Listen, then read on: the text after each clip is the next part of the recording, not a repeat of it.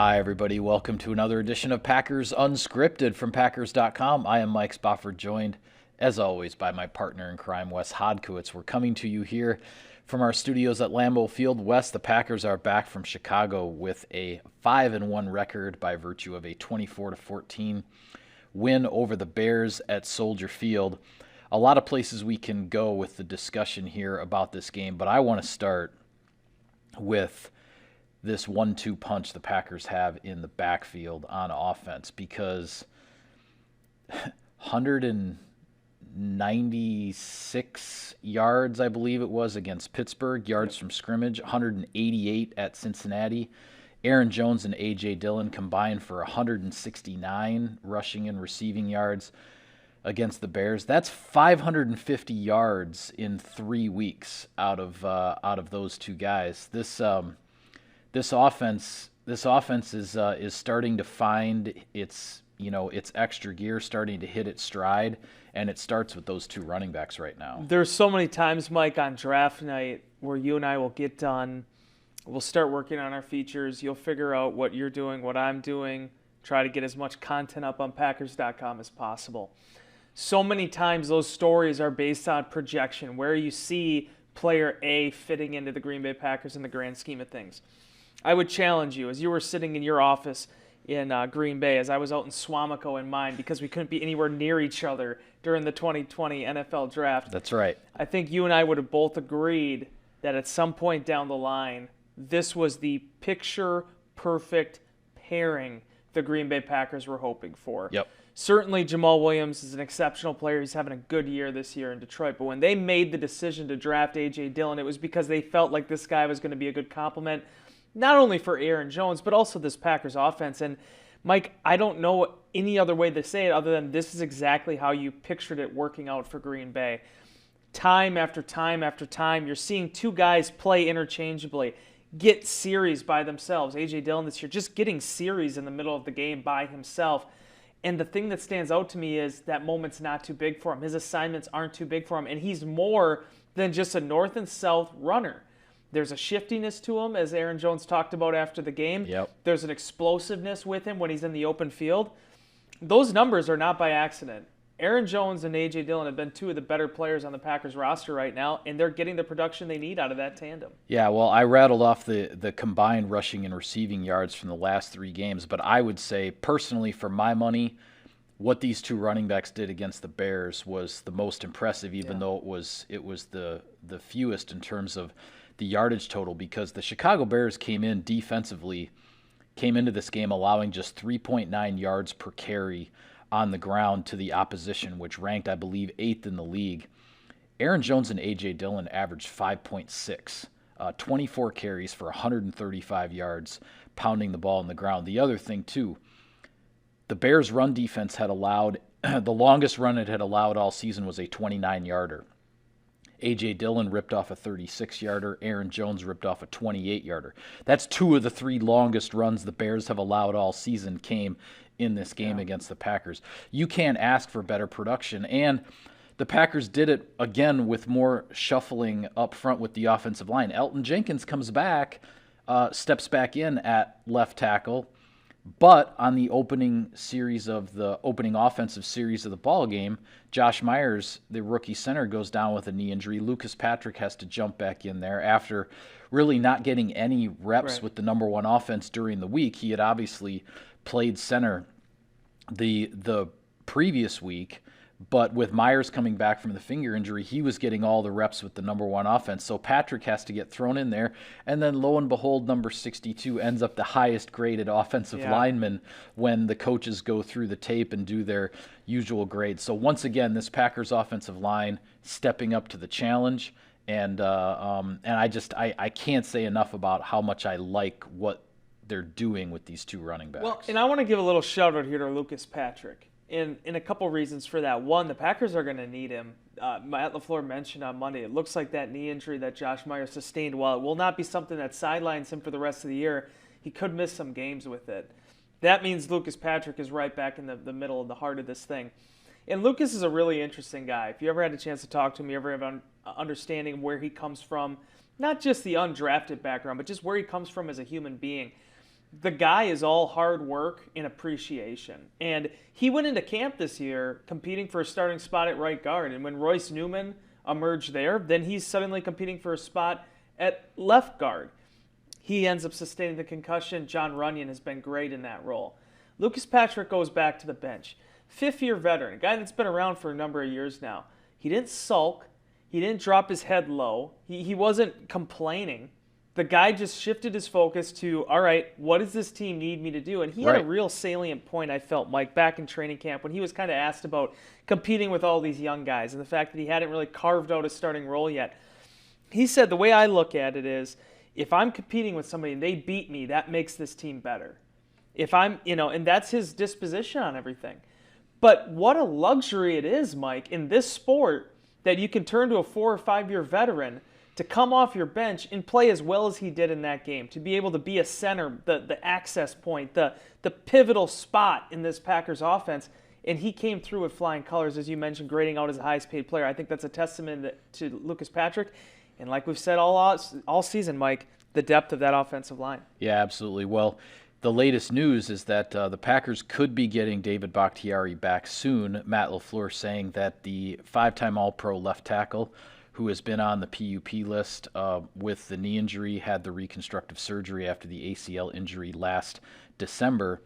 He is scheduled to return to the practice field, but no timeline as of yet as to when he will be ready to step in and play a game. Matt LaFleur saying there will be a ramp-up period here to get Bakhtiari back in the swing of things so he can get confidence in that knee. You need to practice. You need to play some football. It's not just, okay, go through a few reps on a Thursday and Friday and get out there on Sunday. That's not what this is when you're coming off of an injury like that. But, again, we'll see what happens then when Bakhtiari does come back and what the Packers decide to do with the lineup up front.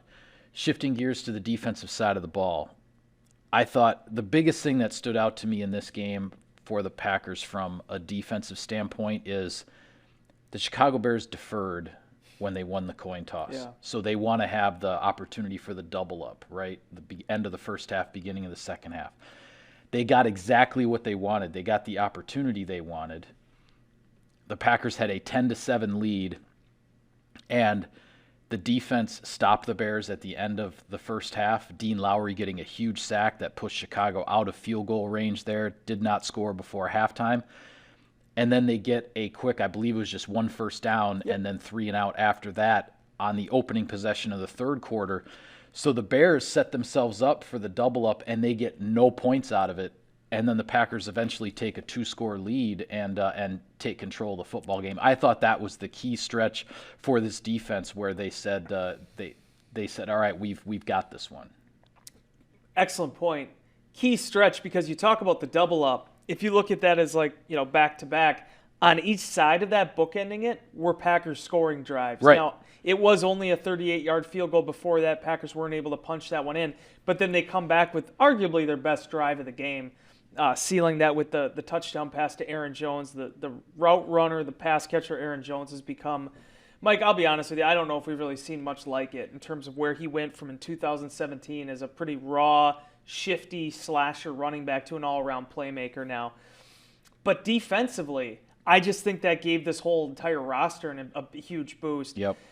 This game, Mike, so many guys are missing, right? Zadarius Smith and Jair Alexander, they're 2 all-pros from last year. Neither was available for this game. Kevin King has a shoulder injury, and while it doesn't appear like he'll need to go on IR with it, wasn't available in this one. So Isaac Yiadom starts. After the first series, they make the switch to Rasul Douglas, who's been here for all of 13 days. Right. He plays competitive football. Darnell Savage has the concussion. Preston Smith leaves with an oblique strain.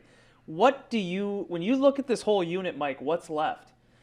What is the one area where the Packers had their full reservoir of players? It was the defensive line. Right. And in this game, whether it was the way that Dean Lowry finished that first half, 7 tackles now, sack and a half in the last 2 games, 2 pass deflections, Dean playing great ball, and then the way that Kenny Clark finished this game, I felt like, Mike, the defensive line set the tone in this one. And when guys are out, you need your veteran top players who are available to step up, and Kenny Clark definitely did that. Yeah, what Clark did down the stretch in this game, the Packers with a 10-point lead, 24-14, the Bears trying to trying to get that score to make it a one-score game, and in the final 4 or 5 minutes, and in a span of 3 plays, Kenny Clark gets 2 sacks. I believe they accounted for 23 yards or 25 yards, something like that. I mean, we're not just talking about 2 3-yard sacks. I mean, he was getting Justin Fields way in the backfield punches for some significant lost yardage. Clark with those 2 sacks, and also too have to point out Jonathan Garvin, the second-year outside linebacker, 7th-round draft pick out of Miami a year ago, a raw player. Came in here with a long way to go. He's getting a heck of a lot more snaps now with Zadarius Smith being injured. And as you said, Preston Smith ends up leaving this game. Jonathan Garvin gets his first full sack in this game after having a half sack previously. And then also on the opening drive of the third quarter, he chases down Justin Fields on a scramble. Doesn't get credit for a sack because Fields was able to cross the line of scrimmage and gain 2 yards, but it was on a third down play. Just the 2-yard gain on the scramble. Garvin makes the tackle, and the Bears have to punt there, which then, as you said, the Packers respond with the touchdown drive to go up by 2 scores. Those are the kinds of things, and whether you're talking about Jonathan Garvin, whether you're talking about Henry Black stepping in for Darnell Savage when Savage goes out with an injury, that's the type of impact the Packers are going to have to continue to weather this injury storm for however long it's going to take to hopefully get Jair Alexander back. Hopefully you get Zadarius Smith back. We don't know. Darnell Savage, you hope he's okay with the concussion, but you never know how long that could keep somebody out. Preston Smith with this oblique.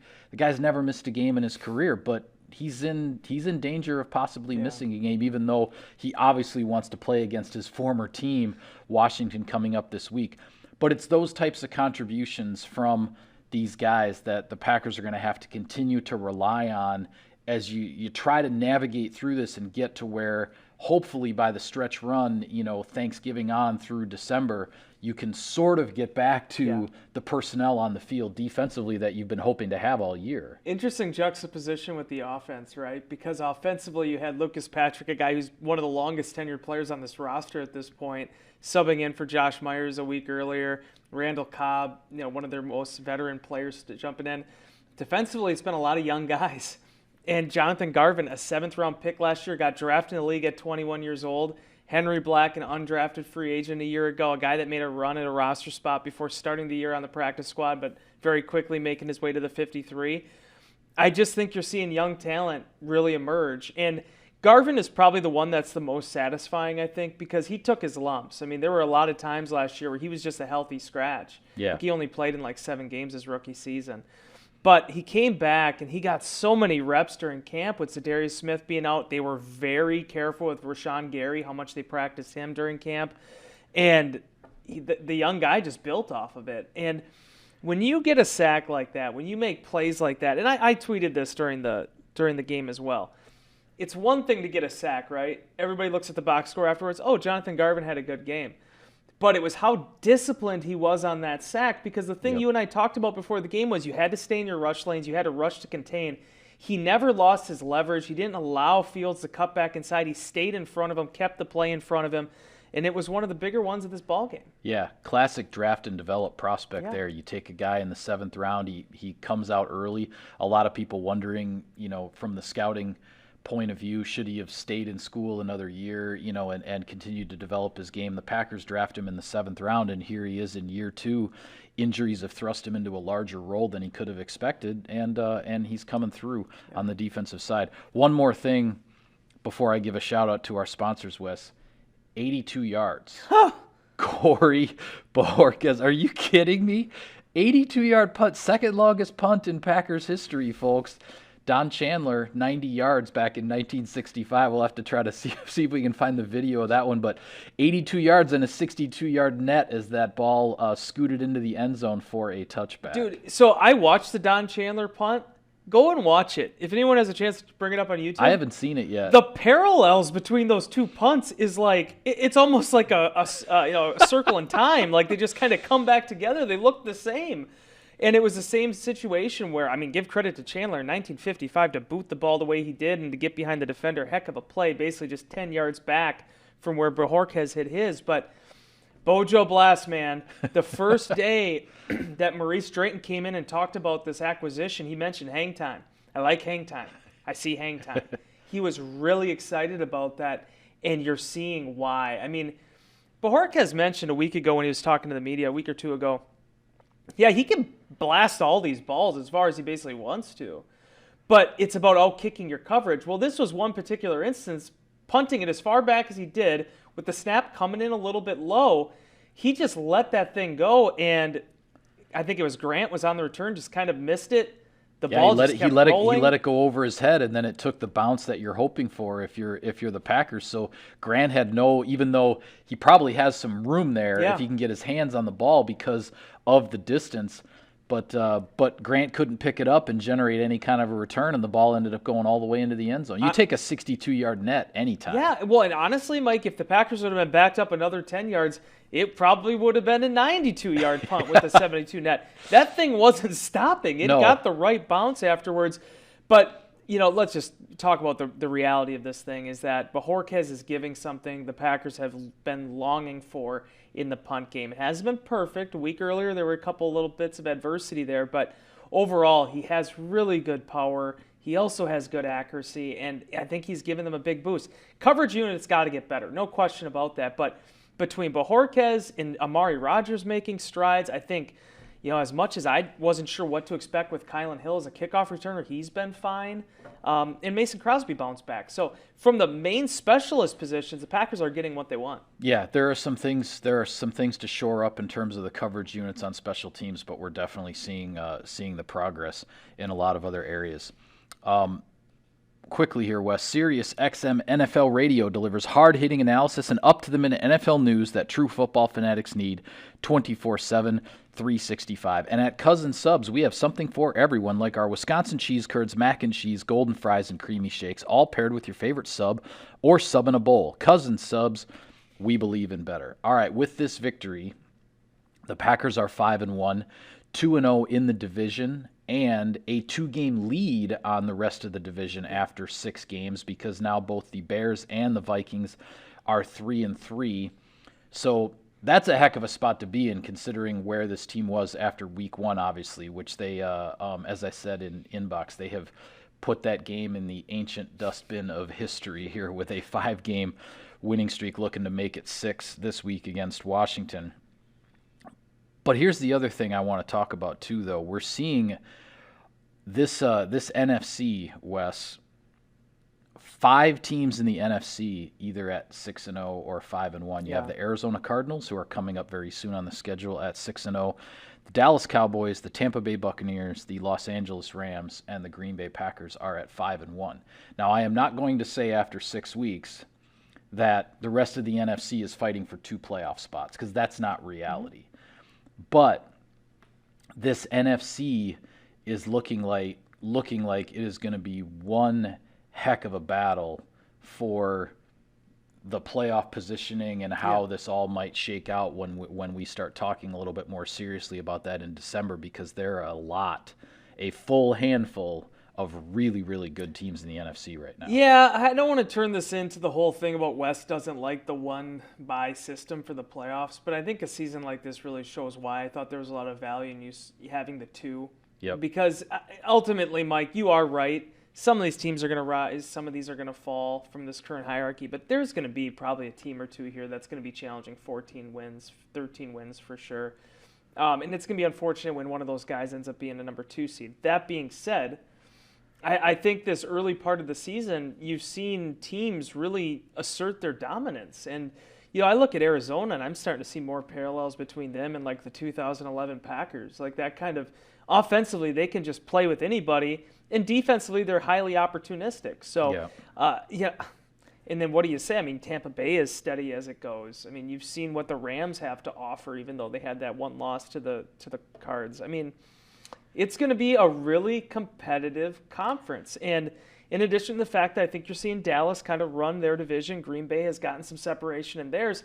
That battle to be able to get those wild card spots this year, it's going to be a really competitive sort of fight right to the very end. Well, and you said it too when we talk about these teams that are 5-1. Tampa Bay's one loss was to the Rams, right? Dallas's loss, was that also to the Rams? You can look that look that one up. Let me ask. Let me check. But then, as you said, the Rams one loss. Tampa. Oh, Dallas lost. Look at that, yes. Matt Arvin in our ear. Yes, in week 1, obviously the kickoff opener. So yeah. And then, as you mentioned, the Los Angeles Rams one loss is to Arizona. So these losses that the teams have are only to each other. Yeah. And as we know, the Packers have both Arizona and the Rams on the upcoming schedule, as well as some really tough AFC games coming down the pike. So I'm like I say, I'm not trying to say that these 5 teams are in the playoffs and everybody else in the NFC is fighting for 2 spots. But we are starting to see a little bit of separation here, that if some of these other teams that are in that 3-3, 3-2 range right now, because the bye weeks did begin, if they don't start to make a charge, they're going to be behind the 8 ball here down the stretch. Well, let's tie this back to the Packers, right? This is why we were saying this was such a critical stretch for them, not just to get on a big winning streak to win 5 in a row, but being able to take out the uncommon opponents there. You got Pittsburgh and Cincinnati back-to-back. Yep. The Cincinnati game kicked off this big road stand. Obviously, they're back for this game against Washington, but a lot of road matchups. You wanted to pick off as many of these wins as possible. You cannot look past the football team. That is going to be a big game on Sunday. Green Bay needs to keep this thing going, but to get to 6-1 is the ideal recipe then when you're going on the short week to Arizona against a team that is going to be highly competitive in that game and the rest of the season. You have to pick the games off that you're expected to win. That's going to be the key for Green Bay, and then seeing how that month of November, I don't care who Seattle's quarterback is, that is still going to be a gauntlet for Green Bay, and they have to be able to build up that momentum before they enter into it. Yeah, absolutely. Well, next up is Washington. We will talk more about the Washington football team on our next show, but for now, we're going to call it a wrap on this edition of Packers Unscripted. Be sure to follow all of our coverage of the team on Packers.com. For Wes, I'm Mike. Thank you for tuning in, everybody. We'll see you next time.